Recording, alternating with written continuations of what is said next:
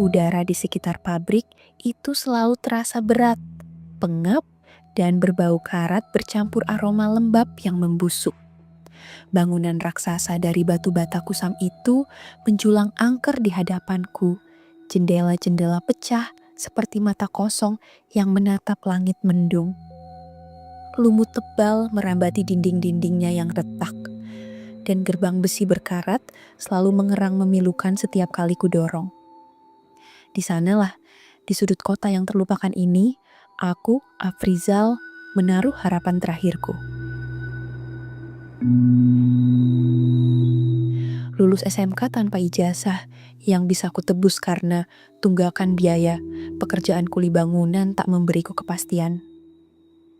Tawaran kerja sebagai buruh serabutan di pabrik bobrok ini, sekumuh apapun itu, terasa seperti satu-satunya jalan keluar dari lilitan kemiskinan. Langkah pertamaku menembus gerbang itu terasa seperti melintasi ambang batas dunia lain. Di dalamnya, debu tebal menyelimuti setiap jengkal, menutupi mesin-mesin raksasa yang kini diam membisu di balik terpal lusuh. Kabel-kabel telanjang menjuntai dari langit-langit, dan air menetes dari pipa-pipa berkarat, menciptakan genangan kecil di lantai beton yang retak. Cahaya matahari hanya mampu menyusup lewat lubang-lubang di atap seng yang melengkung, menciptakan bayangan-bayangan aneh yang menari-nari di dinding, seolah ada entitas tak terlihat yang bergerak.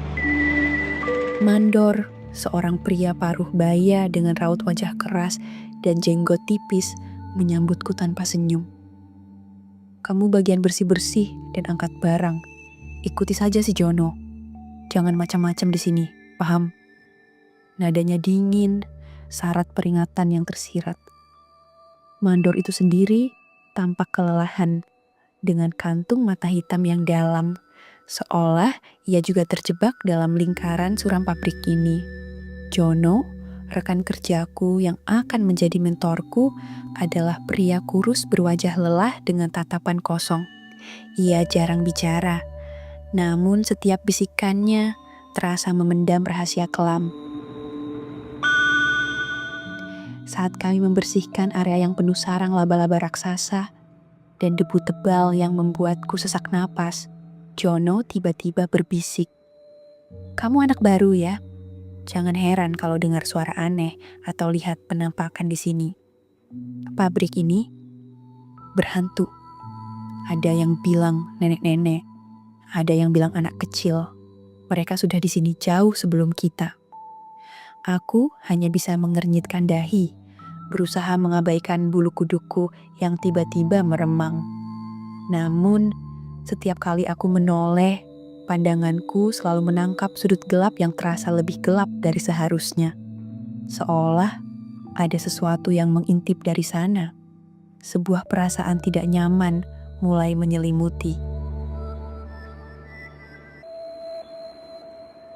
Malam pertama di mes pekerja yang pengap dan lembab, aku memejamkan mata dalam kepenatan. Namun, istirahat tak kunjung datang. Mimpi buruk segera mencengkeramku. Dalam mimpi yang terasa begitu nyata, aku terperangkap di dalam kegelapan pekat pabrik.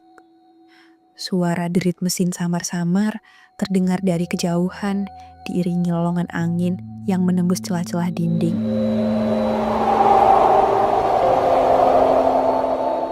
Tiba-tiba, dari kegelapan, muncul sesosok nenek-nenek.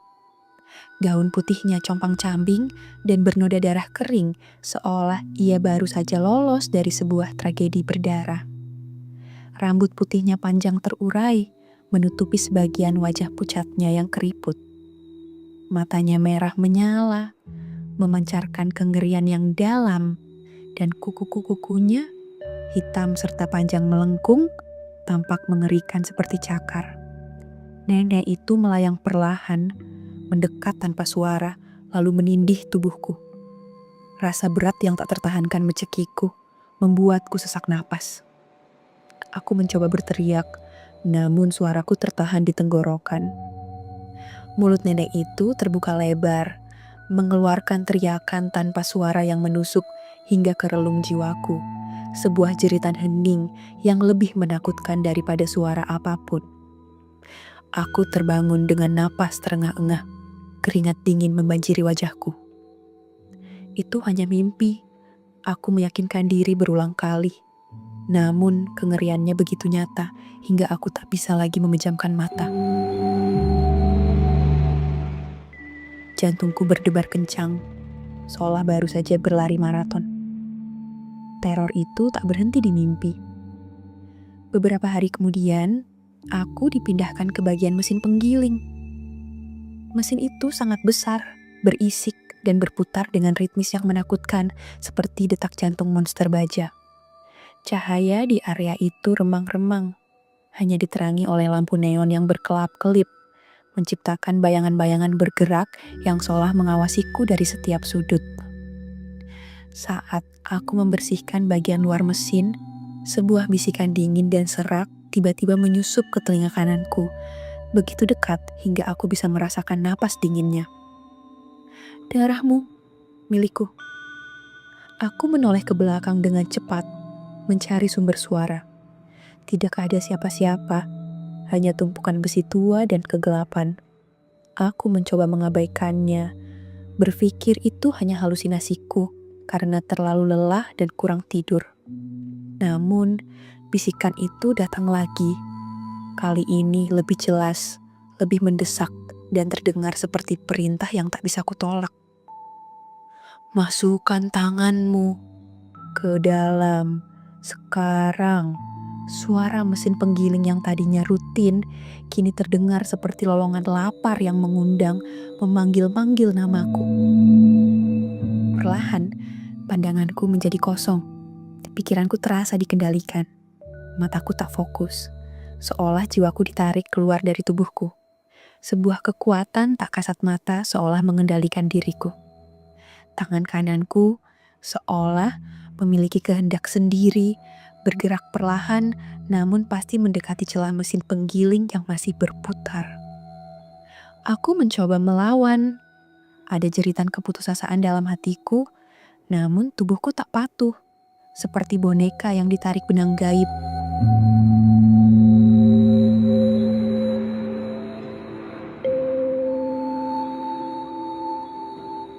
Detik-detik berikutnya adalah neraka yang tak terlupakan, sebuah adegan yang akan menghantuiku selamanya.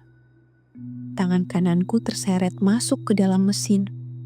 Rasa sakit yang luar biasa menusuk seluruh tubuhku, merambat hingga ke ubun-ubun. Aku merasakan tulang-tulangnya remuk, mendengar suara gemeretak mengerikan yang bercampur dengan teriakanku sendiri yang tercekik. Darah muncrat, membasahi wajahku, menodai lantai beton. Mesin itu tiba-tiba berhenti total dengan suara benturan keras, menciptakan keheningan yang memekakkan telinga, hanya menyisakan suara tetesan darah yang jatuh ke lantai. Aku roboh, tubuhku kejang-kejang, memegangi lenganku yang kini hampa. Saat pandanganku mulai kabur, aku melihat sosok nenek-nenek itu di sudut ruangan, berdiri tegak, dengan senyum sinis dan girang di wajahnya yang pucat, seolah merayakan kemenangannya.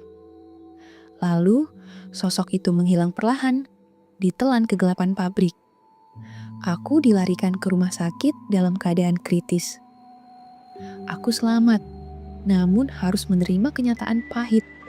Tangan kananku hilang selamanya. Depresi melanda aku seperti badai.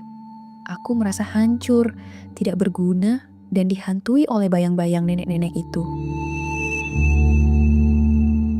Setiap kali memejamkan mata, aku melihat senyum mengerikan itu, mendengar bisikan yang menyuruhku melompat dari gedung, mengakhiri penderitaanku.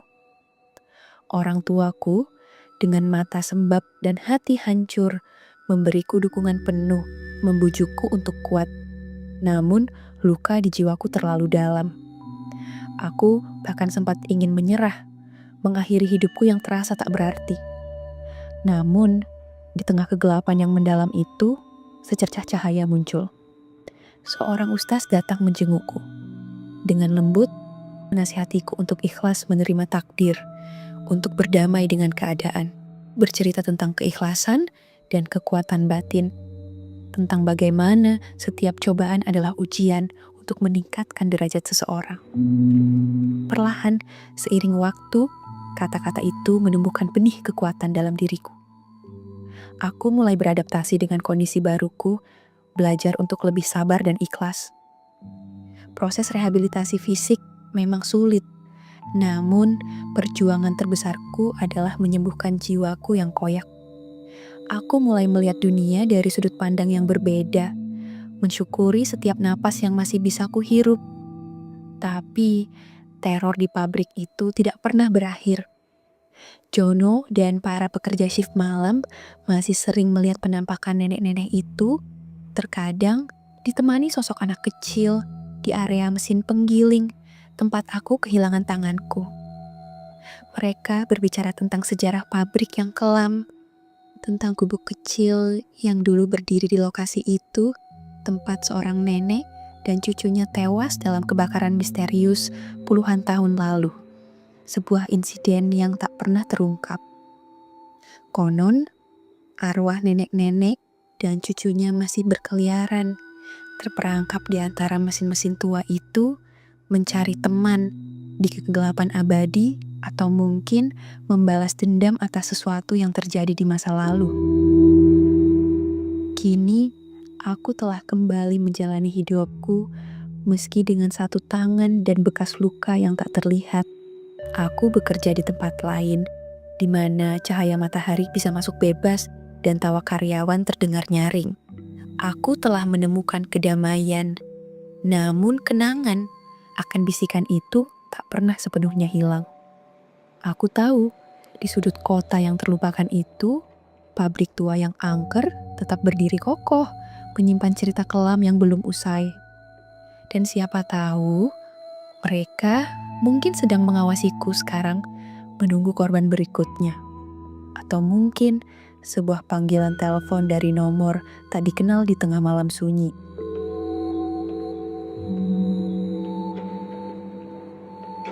Kalau kalian punya cerita horor, mistis, dan sejenisnya, bisa kirim ke email di deskripsi ya. Terima kasih sudah mengunjungi channel ini. Semoga hidup kalian menyenangkan.